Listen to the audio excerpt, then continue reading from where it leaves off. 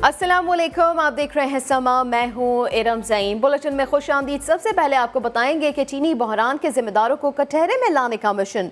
Sugar inquiry commission की report पर कार्रवाई का फैसला आज होगा। वज़ीर आज़म इमरान खान से मुआविन ख़ुसूसी शहजाद अकबर ने मुलाकात की और शुगर इंक्वायरी कमीशन रिपोर्ट की सिफारशात पर अमल दरामद से मुतालिक ब्रीफिंग दी। सिफारशात में चीनी के शोबे की रेगुलेशन और रकम की रिकवरी का मेकानिज़म भी शामिल है। वज़ीर आज़म इमरान खान की सदारत में अहम इजलास हुआ, जिसमें वज़ीर इत्तलात शिबली फराज, शहजाद अकबर, वज़ीर आला Punjab Usman Buzdar, sugar inquiry commission और आला हुकूमती अहदेदार शरीक हुए।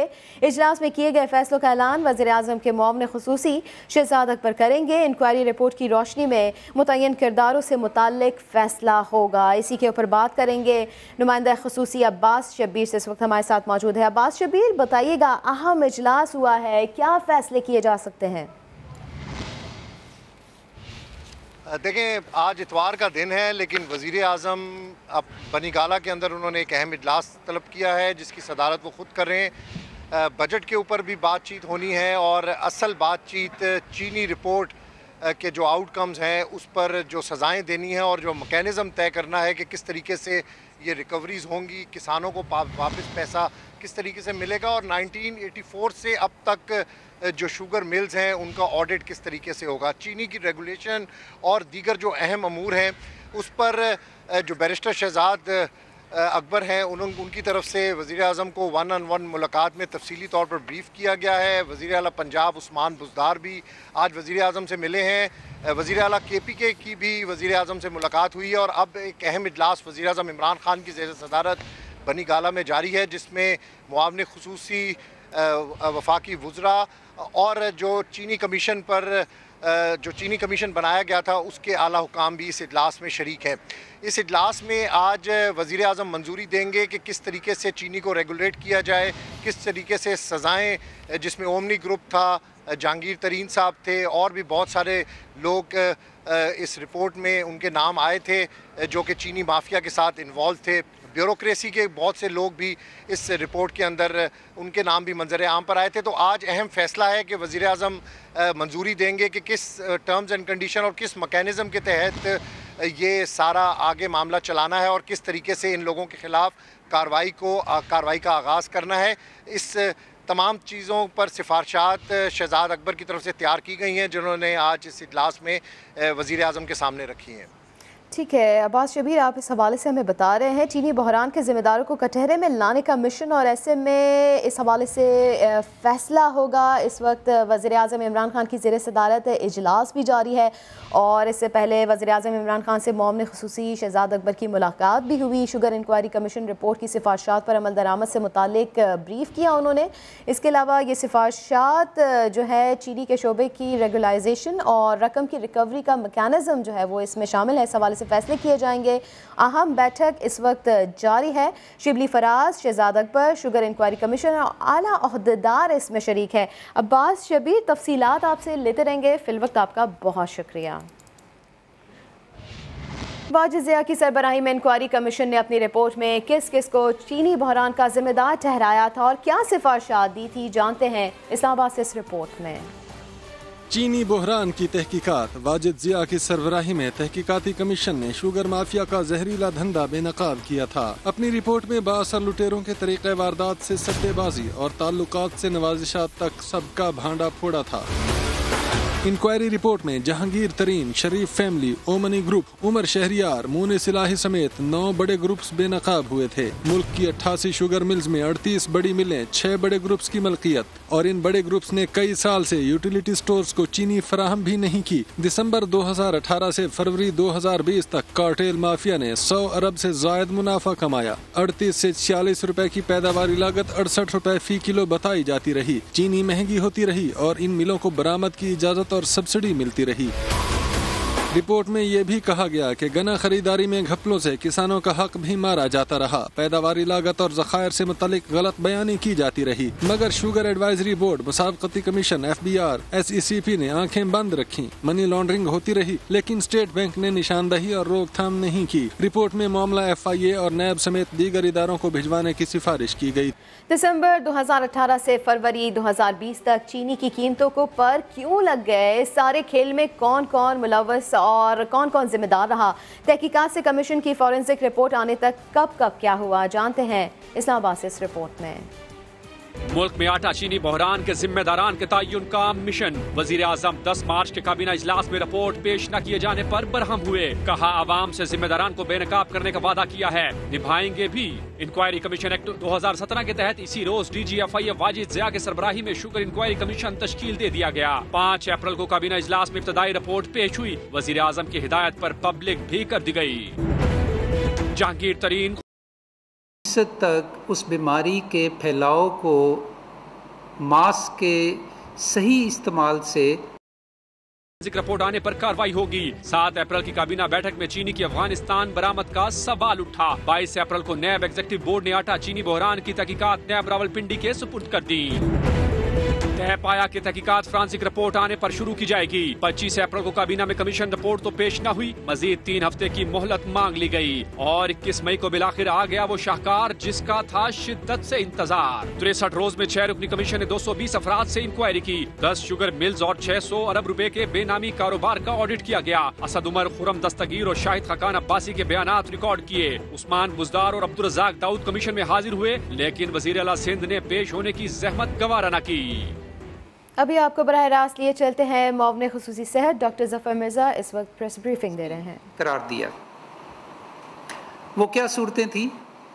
وہ یہ تھیں کہ جب بھی آپ باہر جائیں اور کسی پرہجوم جگہ پہ جانے کا امکان ہو آپ کے، جہاں پہ آپ کو بہت سارے لوگوں کے ساتھ انٹریکشن کا موقع ہو، تو وہاں پہ آپ کو ماسک ضروری استعمال کرنا چاہیے۔ اس کے ساتھ ساتھ ہم نے یہ بات کی تھی کہ دکانوں کے اندر، مساجد کے اندر، جو مینوفیکچررز ہیں ان کے ہاں، پبلک ٹرانسپورٹ میں، ان تمام جگہوں کے اوپر ہم نے یہ کہا کہ ماسک کا استعمال ضروری ہے، یہ آپشن نہیں ہے، ایسا نہیں ہے کہ آپ پہنیں یا نہ پہنیں، اب یہ لازمی ہے۔ لیکن اس کے بعد جب یہ تحقیق سامنے آئی جس کا میں نے ابھی ذکر کیا ہے آپ کے سامنے، تو ہم نے تیسری دفعہ اپنی گائیڈ لائنز کو ریویو کیا، اور یہ گائیڈ لائنز اب ہماری ویب سائٹ پہ اویلیبل ہو جائیں گی۔ اور ان گائیڈ لائنز میں ہم نے یہ مزید زور دے کر یہ کہا ہے کہ اب یہ نہ صرف یہ لازمی ہے بلکہ اس کی مانیٹرنگ بھی ہوگی۔ اور جیسا کہ ہم نے پہلے سے دکانوں میں، پبلک ٹرانسپورٹ میں اور کارخانوں میں جو SOPs کا نفاذ ہے اس حوالے سے آلریڈی مانیٹرنگ شروع کر دی ہے، اور جہاں جہاں اس کا ان SOPs کا احترام نہیں کیا جاتا یا ان کی صحیح امپلیمنٹیشن نہیں کی جاتی، تو وہاں پہ اب آپ کو پتہ ہے کہ ایکشن بھی لیا جا رہا ہے، اور آپ اس کے بارے میں اخبارات میں، ٹیلی ویژن کے اوپر دیکھتے رہتے ہیں۔ تو اب ہم یہ کہہ رہے ہیں کہ ماسک کا استعمال جو ہے اس کی بھی پہلے کی نسبت زیادہ سختی کے ساتھ مانیٹرنگ ہوگی، اور اس حوالے سے کچھ ایسے اقدامات بھی کیے جائیں گے کہ وہ لوگ کہ جو ماسک کے بغیر ان صورت احوال میں دیکھے جائیں گے تو ان کو تنبیہ بھی کی جائے گی اور اس کے خلاف ایکشن بھی لیا جائے گا۔ اس ایکشن کی جو تفصیل ہے یا اس مانیٹرنگ کے حوالے سے جو اقدامات کیے جائیں گے یہ ہم صوبوں کے اوپر چھوڑ رہے ہیں، لیکن اب جب کہ ہمیں یہ معلوم ہے کہ ہمارے ہاں کیسز بھی بڑھ رہے ہیں، ہمارے ہاں اموات بھی بڑھ رہی ہیں، ہم نے لاک ڈاؤن کو ایز بھی کیا اس لیے کہ زندگی کا جو سارا نظام ہے وہ جاری و ساری رہ سکے، اور خاص طور پہ جو ہمارے غریب لوگ ہیں وہ اپنے روزگاروں پہ واپس جا سکیں اور اپنے خاندانوں کا خیال رکھ سکیں۔ تو اس میں یہ جاننا کہ 40 سے 60% تک بیماری کو صرف ماسک پہن کے روکا جا سکتا ہے، یہ ہمارے لیے بہت اہم ہے، اور اس لیے میں اس بات کو بہت زیادہ زور دے کے آپ کو یہ کہہ رہا ہوں کہ آنے والے دنوں میں میں اب سب لوگوں کو یہ مشورہ دینا چاہتا ہوں کہ جن جن جگہوں کا میں نے پہلے ذکر کیا وہاں پہ خود بھی اور اپنے فیملی ممبرز کو بھی ماسک پہنے بغیر مت جانے دیں. اس میں آپ کا بھی بچاؤ ہے, دوسروں کا بھی بچاؤ ہے, اور آپ کی فیملی کا بھی بچاؤ. تو ناظرین, اس حوالے سے ورلڈ ہیلتھ آرگنائزیشن نے جو چینجز کیے ہیں, ان چینجز کے حوالے سے ہماری گائیڈ لائنز میں تبدیلی آئے گی, اور یہ کل آپ کو مل جائے. اچھا, اسی حوالے سے جی 2 اور چیزیں جن کے اوپر میں تھوڑی سی مزید بات کرنا چاہتا ہوں, وہ یہ ہے کہ ہمیں یہ معلوم ہے کہ اب تک جو ہمارے ہاں اموات ہوئی ہیں ان کا 74% ایسے لوگ ہیں کہ جن کی عمر 50 سال سے زیادہ ہے, اور 74% ہی ایسے لوگ ہیں کہ جن کو پہلے سے کوئی نہ کوئی بیماری تھی. اب یہ بھی بہت اہم بات ہے, کیونکہ اس کی ایک امپلیکیشن ہے, اور اس انفارمیشن کی بنیاد کے اوپر ہم ایسے اقدامات کر سکتے ہیں, حکومت بھی اور لوگ بھی اور خاندان بھی, کہ جس سے ہم اپنے ایسے لوگوں کو بچا سکتے ہیں کہ جن کے بیمار ہونے کا احتمال زیادہ ہے, اور بیمار ہو کے کرٹیکل صورتحال میں جانے کا امکان زیادہ ہے. تو اس حوالے سے ایک تو جو معمر افراد ہیں یا جن کی عمر 50-60 سال سے زیادہ ہے, ان کی دیکھ بھال اور ان کو بچاؤ, ان کا بچاؤ کیسے کرنا ہے فیملیز نے, اس کے لیے ہم نے ایک علیحدہ سے گائیڈ لائنز بنائی ہیں. اگین وہ گائیڈ لائنز ہماری covid.gov.pk پہ اویلیبل ہیں, ان کو اب وہاں پہ پوسٹ کر دیا گیا ہے. اور اگر آپ کے گھروں کے اندر بزرگ ہیں اور ان کے بارے میں آپ فکر مند ہیں, تو آپ ضرور یہ گائیڈ لائنز پڑھیں, کیونکہ اس میں بڑی تفصیل کے ساتھ یہ بتایا گیا ہے کہ کیسے آپ نے اپنے گھروں کے اندر اپنے بزرگوں کو اس بیماری سے بچانا ہے, اور اگر صحیح طریقے سے وہ احتیاطی تدابیر اپنائی جائیں تو ہم اپنے بزرگوں کا بڑے اچھے طریقے سے خیال رکھ سکتے ہیں. اور اسی طرح اگر پہلے سے بیمار ہے ہمارے خاندان میں کچھ لوگ, تو ان کو بھی خاص طور پہ بچانے کی ضرورت ہے, اس لیے کہ ان کا کووڈ-19 کا مریض بننے کا چانس کافی زیادہ ہے. لہٰذا اگر کسی طرح کی بھی کوئی بیماری, میں کسی مخصوص بیماری کا نام نہیں لینا چاہتا کیونکہ پھر وہ یہ خیال پیدا ہوگا کہ شاید اس کے علاوہ اگر کوئی بیماری ہے تو پھر آپ محفوظ ہیں, لیکن جو ہماری کامن بیماریاں ہیں ان میں اگر کوئی مبتلا ہے شخص, تو اس کی بھی خاص طور پہ آپ کو حفاظت کرنی چاہیے, کیونکہ اب تک جتنی اموات ہوئیں, میں دوبارہ دہراتا ہوں, 74% ان میں ایسے لوگ تھے کہ جن کو پہلے سے یا ذیابیطس تھی یا بلڈ پریشر تھا یا دیگر کئی طرح کے امراض تھے. اور اگر ایک سے زیادہ بیماری ہے تو اس کا بھی امکان اسی حساب سے بڑھ جاتا ہے.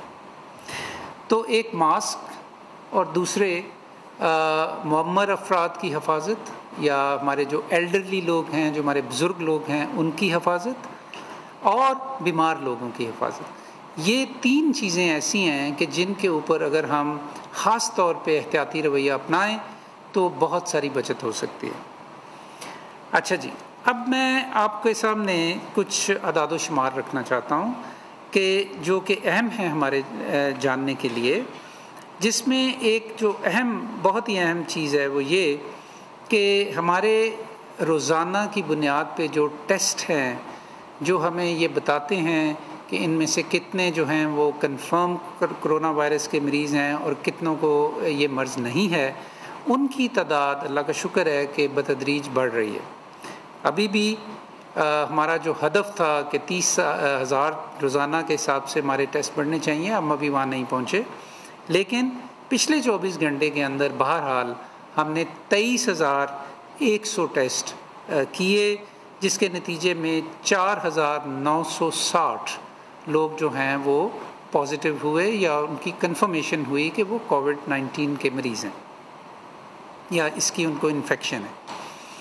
ناظرین, یہ اگر ہم اس کی شرح نکالیں تو یہ تقریباً 21.4% لوگ ہیں کہ جو پازیٹیو ہوئے ان تمام لوگوں میں کہ جن کے ٹیسٹ کیے گئے پچھلے 24 گھنٹے کے اندر. پاکستان میں جو ہم نے اب تک ٹوٹل ٹیسٹ کیے ہیں وہ تقریباً 6,83,608 ان کے ہو گئے ہیں، کافی بڑی تعداد ہے۔ اور جو ایک اچھی بات ہے اس میں جی وہ یہ ہے کہ عالمی اعداد و شمار کے ساتھ ساتھ ہمارے ہاں بھی 34% جو لوگ ہیں جو اب تک جن کو 26 فیبروری سے لے کے اب تک جن کو کرونا وائرس پازیٹیو ہوا، ان میں سے 34% جو ہیں مکمل طور پہ ریکور ہو کے اپنی زندگیوں میں واپس لوٹ چکے۔ پاکستان میں اس وقت 5,000 سے کچھ زائد لوگ جو ہیں پاکستان کے مختلف ہسپتالوں میں داخل ہیں، اور ان میں سے تقریباً 262 جو لوگ ہیں وہ وینٹیلیٹرز کے اوپر ہیں۔ اس کے اوپر کل اسد عمر صاحب نے آپ کے ساتھ بڑی تفصیل سے بات کی تھی کہ ایکچولی ہمارے پاس وہ وینٹیلیٹرز کے جو مختص کیے گئے ہیں کرونا وائرس کے مریضوں کے لیے، ان کا 25% سے زیادہ ابھی مصروف کار نہیں۔ مطلب یہ کہ تقریباً 75% کے قریب وینٹیلیٹرز جو ہیں ابھی فارغ پڑے۔ لیکن اس کے باوجود ہم بہت زیادہ سنتے ہیں کہ بڑے شہروں کے بڑے ہسپتالوں کے اوپر بڑا بوجھ ہے۔ تو اس حوالے سے اگین کل بھی آپ کو بتایا گیا کہ ہم نے ایک تو ریسورس مینجمنٹ سسٹم ایک تشکیل دیا، پھر کل ہی اس کی ایک جو ایپ تھی اس کی بھی رونمائی ہوئی۔ تو ان دونوں ایپ اور یہ جو ہم نے RMS بنایا ہے ریسورس مینجمنٹ سسٹم، اس کے بموجب ہمیں اب یہ اطلاعات آنی شروع ہو گئی ہیں۔ آج ہمیں یہ پتہ لگا کہ 6 کم از کم ایسے کیسز تھے کہ جس کی وجہ سے جب مریضوں کو شدید بیماری کی حالت میں ہسپتالوں میں لے جایا گیا تو اس نظام کے تحت ان کو وہاں ان کو گائیڈ کیا گیا کہ آپ اگر فلانے ہسپتال میں چلے جائیں تو آپ کو ICU کا بیڈ بھی مل جائے گا اور وینٹیلیٹر بھی مل جائے گا۔ یہ وہ افادیت ہے یا اثریت ہے اس نظام کی کہ جو آنے والے دنوں میں ہمیں بہت مدد دے گا۔ اور میری آپ سے خاص طور پہ ہمارے جو بڑے ہاسپٹلز کے اندر جو ہمارے MS حضرات ہیں یا جو ہمارے سینئر ڈاکٹرز ہیں یا جو ہمارے ایڈمنسٹریٹرز ہیں یا جو ہمارے ایمرجنسی ایمبولینس سروسز جو چلا رہے ہیں، کل ہم نے ان کے ساتھ بھی ایک بڑی لمبی میٹنگ کی یہاں پہ، اور ان کو بھی متعارف کروایا اپنے اس نظام کے ساتھ کہ کس طرح وہ اس نظام کو استعمال کر سکتے ہیں کہ جب شدید بیماری کی حالت میں انہوں نے کسی مریض کو گھر سے ہسپتال پہنچانا ہو تو اس نظام کی رہنمائی لے کے وہ ان کو براہ راست ایسے ہسپتالوں میں لے کر جا سکتے ہیں کہ جہاں پہ ان کو فوری طور پہ کرٹیکل کیئر کے اندر بیڈ بھی مل سکے، آکسیجن کی ضرورت ہے تو آکسیجن مل سکے، اور اگر خدا نخواستہ وینٹیلیٹر کی ضرورت ہے تو وینٹیلیٹر مل سکے۔ پاکستان میں اس وقت 2002 لوگ اللہ کو پیارے ہو چکے ہیں اس بیماری کی وجہ سے۔ پچھلے 24 گھنٹے میں 67 ڈیتھس ہوئی ہیں، اور پچھلے چند روز کے اندر جو ہماری اوسط چل رہی ہے وہ تقریباً 72 سے لے کے 75 تک جو ڈیتھس ہیں وہ ڈیلی ہو رہی ہیں۔ ہر موت، ہر بیماری ایک لمحہ فکریہ بھی ہوتا ہے۔ یہ ہمیں یہ سوچنے پہ بھی مجبور کرتا ہے کہ ہمیں اس بیماری سے کیسے بچنا ہے، اپنے آپ کو کیسے بچانا ہے، اور اپنے گھر والوں کو کیسے بچانا ہے، اور اپنے ارد گرد کے افراد کو کیسے بچانا ہے۔ میں پھر ماسک کی یاد دہانی آپ کو کروانا چاہتا ہوں۔ بڑا زبردست ویپن ہے یہ اس بیماری کے اگینسٹ۔ اپنے بیمار لوگوں کی اور اپنے بزرگ لوگوں کی خاص طور پہ حفاظت کریں، اپنا اور اپنے ارد گرد لوگوں کا خیال رکھیں۔ آپ کی توجہ کا بہت بہت شکریہ۔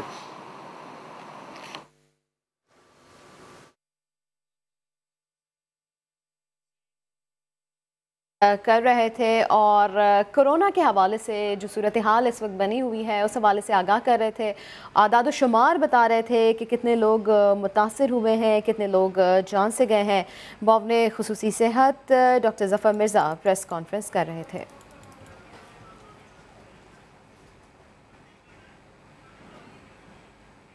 तहलका खेज खबर से आपको आगाह करेंगे। वज़ीर आज़म इमरान खान ने शहजाद अकबर को शुगर स्कैंडल में मुलविस तमाम अफराद के खिलाफ एक्शन का भरपूर इख्तियार दे दिया। वज़ीर आज़म से मोम ने खुसूसी शहजाद अकबर की मुलाकात की अंदरूनी कहानी सामने आ गई है। ज़राए के मुताबिक मिल मालकान और शेयर होल्डर समेत सबके एहतसाब का फैसला किया गया है। शहजाद अकबर FIA, NAB और दीगर इदारों को तहकीकात के लिए केसेस भिजवाएंगे। सब्सिडी और एक्सपोर्ट की इजाज़त देने वाले भी जवाबदेह होंगे। ज़राए के मुताबिक वज़ीर आज़म का कहना था कि कोई मुक़द्दस गाय नहीं, वाज़ेह हिदायत है कि किसी का लिहाज नहीं करना। मज़ीद जानेंगे नईम अशरफ भट्ट से।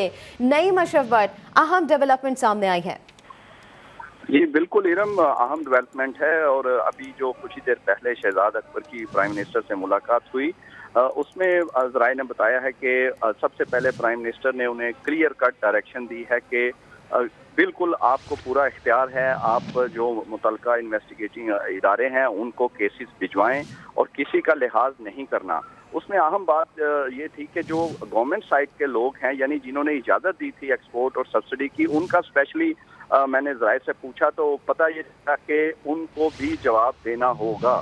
उसमें सबसे अहम 3 नाम हैं और वो है, पहला नाम है वज़ीर आला पंजाब उस्मान बुज़दार, दूसरे असद उमर हैं, उस वक्त वज़ीर ख़जाना थे, और वज़ीर तिजारत थे रज़ाक दाऊद, वो अब भी मशीर तिजारत हैं। इन तीनों को ख़ास तौर पर जवाबदेह होना होगा और ये केसेस ना सिर्फ FIA, NAB बल्कि जो दीगर इदारे हैं जिनका जो बनता है, जैसे टैक्स के मामलात हैं वो FTR देखेगा, तो सबको केसेस भेजने की क्लियर डायरेक्शन इख्तियार शहजाद अकबर जो मामले खुसूसी हैं एहतसाब के, उनको प्राइम मिनिस्टर ने दे दिया है। और यही बातें कुछ ही देर बाद प्रेस कॉन्फ्रेंस में शहजाद अकबर करेंगे।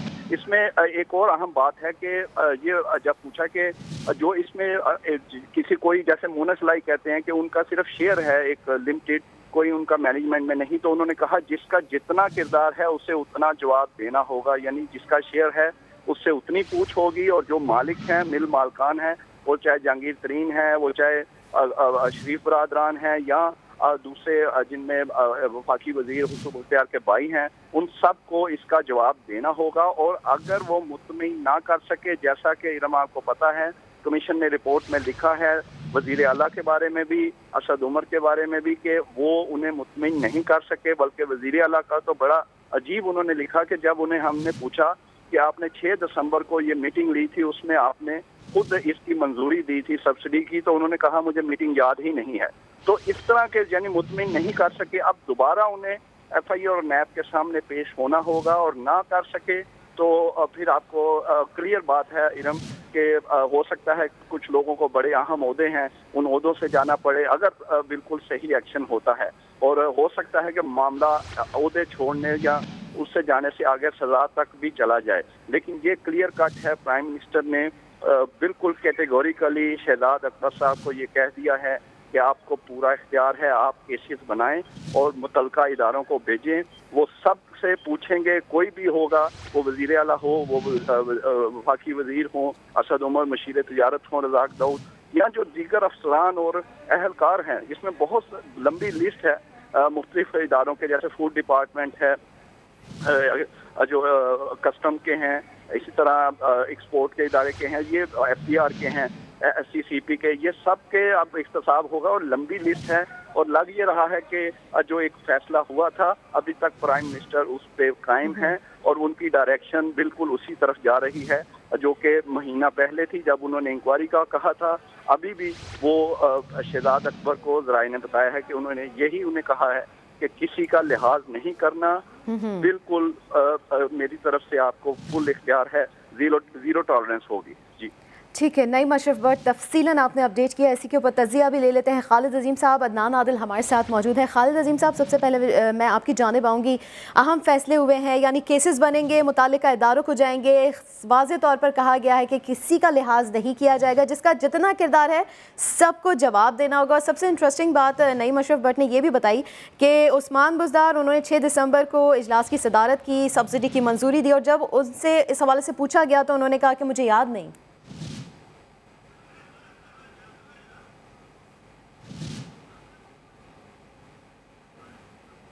जी अदनान आदिल साहब, आप जवाब दें इसका।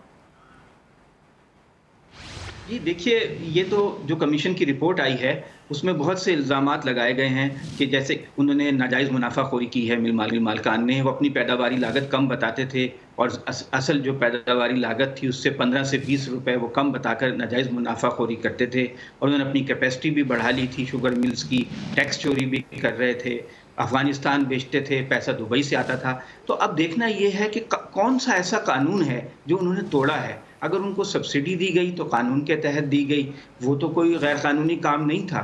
البتہ جن لوگوں نے سبسڈی دی ان لوگوں نے اس کی شوگر کی قیمت کا صحیح تعین نہیں کیا، تو یہ ان کا قصور ہے۔ اس کے اوپر ان کے خلاف بھی کس قانون کے تحت کارروائی کی جائے گی؟ کیونکہ ساری کابینہ نے مل کر منظوری دی۔ جب حکومت جو ہے ایک فیصلہ کرتی ہے، بعض اوقات وہ غلط بھی فیصلہ ہوتا ہے، بعض اوقات صحیح بھی ہوتا ہے، تو مجھے لگتا ہے کہ اس میں خاصی مشکلات پیش آئیں گی۔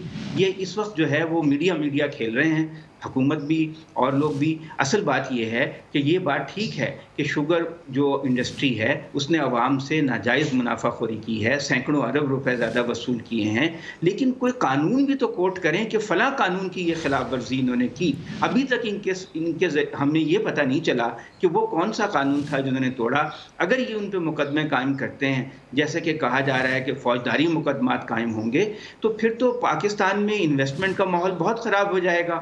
انڈسٹریلسٹ جو ہیں وہ ڈر جائیں گے، کوئی اپنا سرمایہ نہیں لگائے گا۔ اس کا ایک بہتر حل یہی ہو سکتا ہے کہ جن لوگوں نے ماضی میں کوئی ایسی قانون کی خلاف ورزی کی ہے ان کو کوئی فائن کر کے اور معاملے کو ختم کیا جائے، اور آئندہ کے لیے قوانین جو ہیں سخت بنا دیے جائیں، اور آئندہ کے لیے ایسا نہ ہو کہ وہ زیادہ ناجائز منافع خوری کر سکیں۔ اور آپ یہ دیکھیے کہ چینی تو ابھی بھی 85 روپے کلو مل رہی ہے، 80 روپے کلو۔ عوام کو کیا فائدہ ہوگا؟ کیا عوام کو 50-55 روپے کلو چینی مل رہی ہے؟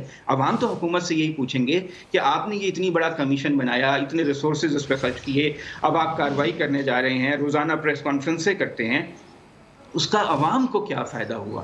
انہیں جو ہے ایسے اقدامات کرنے چاہیے کہ عوام کو چینی سستی ملے اور آئندہ کے لیے جو معاملات ہیں درست ہوں۔ اب یہ جو پیچھے 8-10 سال کا یہ بکھیڑا کھول کے بیٹھ گئے ہیں، اس کا جب یہ عدالتوں میں کیسز جائیں گے، اس پہ آرگیومنٹ ہوں گے، اس پہ قانون کوڈ ہوگا، اس پہ شہادت طلب۔ جی آپ کے مطابق اس وقت صرف جو ہے وہ میڈیا کھیلا جا رہا ہے، اور اگر فوجداری مقدمات ہوں گے تو یقیناً معاملات پہ خراب ہوتے ہوئے دکھائی بھی دیں گے۔ خالد عظیم صاحب، کیا کہیں گے آپ؟ جو اس وقت حکومت کے اتحادی ہے ان کے بھی نام ہے، مونس الہی کا نام ہے، عمر شہریار کا نام سامنے آیا، اور پھر وزیر اعظم نے واضح طور پر کہا ہے کہ کسی کا لحاظ نہیں کیا جائے گا، یعنی کیسز بنیں گے اور متعلقہ اداروں کو دیے جائیں گے۔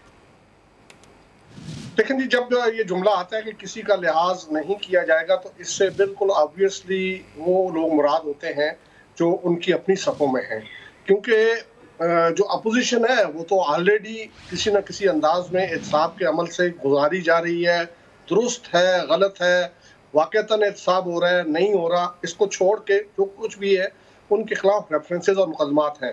لیکن جب یہ کہا جاتا ہے کہ کسی کا لحاظ نہیں کیا جائے گا، تو یہ اس عزم کا اظہار ہے کہ جو اپنے لوگ ہیں ان کے بارے میں بھی وہی سخت رویہ اپنایا جائے گا جو کہ اپوزیشن کے حوالے سے ہو سکتا ہے۔ اب اس میں ایک مکس آف پیپل ہے، اور اس میں ملٹی پارٹیز کے لوگ جو ہیں وہ اس میں شامل ہیں۔ مسلم لیگ نون کے بھی ہیں، مسلم لیگ کاف کے لوگ بھی ہیں، پاکستان پیپلز پارٹی ہے، تحریک انصاف سے وابستگان جو ہیں وہ بھی اس کے اندر شامل ہیں۔ اب دیکھنا یہ ہے کہ یہ اس کارروائی کے لیے میکنزم کیا بنایا جاتا ہے، کون سا لا جو ہے وہ اس کو اپلائی کیا جائے گا۔ اور یہ اس سے پہلے جب یہ اناؤنس کیا گیا تو یہ کہا گیا تھا کہ کوریج بھی ہوں گی، لوٹ مار کی ہے یا جن لوگوں نے غلط طور پہ کوئی پیسہ لیا ہے ان سے اس کی وصولی بھی کی جائے گی، اور اس کے بعد یہ کہا گیا تھا کہ وہ پیسہ وصول کر کے کسانوں کو واپس کیا جائے گا۔ اب دیکھنا یہ ہوگا کہ وہ کس دور کے کسان تھے اور کیا ان کو وہ پیسہ واپس کرنا ممکن بھی ہے یا نہیں ہے، یا پھر اس کو پھر اسی طرح سے قومی خزانے میں جمع کروا دیا جاتا ہے۔